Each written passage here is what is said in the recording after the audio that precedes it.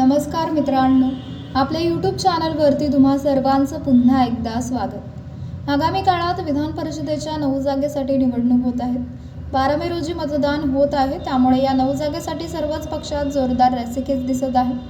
विधानसभेतील संख्याबळ पाहता या 9 जागांपैकी 5 जागा भाजपाच्या वाटेला येत आहे, तर 2 जागा एकनाथ शिंदे यांच्या शिवसेनेच्या वाटेला येत आहे, तर 1 जागा अजित पवार यांच्या शिवसेनेच्या वाटेला येत आहे, तर 1 जागा महाविकास आघाडीच्या वाटेला येत आहे। त्यामुळे उत्सुकता ही शिंगेला पोहोचली आहे।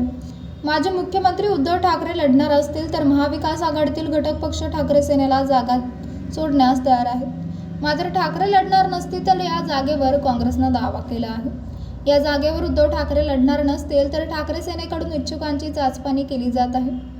त्यामध्ये कोकणात एकनाथ शिंदे यांच्या शिवसेनेला रोखण्यासाठी ठाकरेंचा मास्टर प्लॅन तयार असून त्यांनी शिलेदाराला विधान परिषदेच्या निवडणूक रिंगणात उतरण्याची तयारी पूर्ण केली आहे। येत्या काळात असलेल्या विधान परिषदेच्या निवडणूक रिंगणात उतरण्यास माजी मुख्यमंत्री उद्धव ठाकरे तयार नसल्याचे समजते, त्यामुळे त्यांच्या जागेवर ठाकरे यांच्या शिवसेनेचा दावा कायम ठेवला आहे। त्या जागेवर माजी विरोधी पक्षनेते अंबादास दानवे यांचे नाव आघाडीवर आहे। या जागेवर त्यांची वर्णी लागावी यासाठी ते ठाकरे सेनेचे खासदार संजय राऊत यांच्या माध्यमातून प्रयत्न करीत असल्याचे समजते। विधान परिषदेच्या जागेवर ठाकरे यांच्या शिवसेनेने धक्कातंत्राचा अवलंब केला तर प्रवक्त्या सुषमा अंधारे यांचे नाव पुढे येऊ शकते। राज्यसभा निवडणुकीत शिंदे यांच्या शिवसेनेने अचानक ज्योती वाघमारे यांना संधी दिली होती, त्याप्रमाणे आता ठाकरेंची शिवसेना देखील अंधारेंना उमेदवारी देत धक्कातंत्राचा अवलंब करू शकते।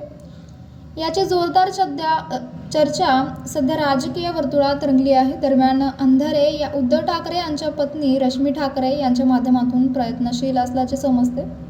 त्याचसोबत ठाकरे सेनेचे युवा पदाधिकारी सूरज चव्हाण यांच्या नावाची चर्चा जोरात सुरू आहे।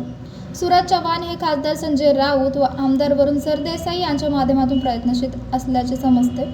याबाबतचा अधिकृत निर्णय उद्धव ठाकरे हे घेणार असल्याचे सध्या उत्सुकता शिंगेला पोहोचली आहे। तर मित्रांनो, आपल्याला काय वाटते? आपली प्रतिक्रिया आम्हाला कमेंट बॉक्सच्या माध्यमातून नक्कीच कळवा।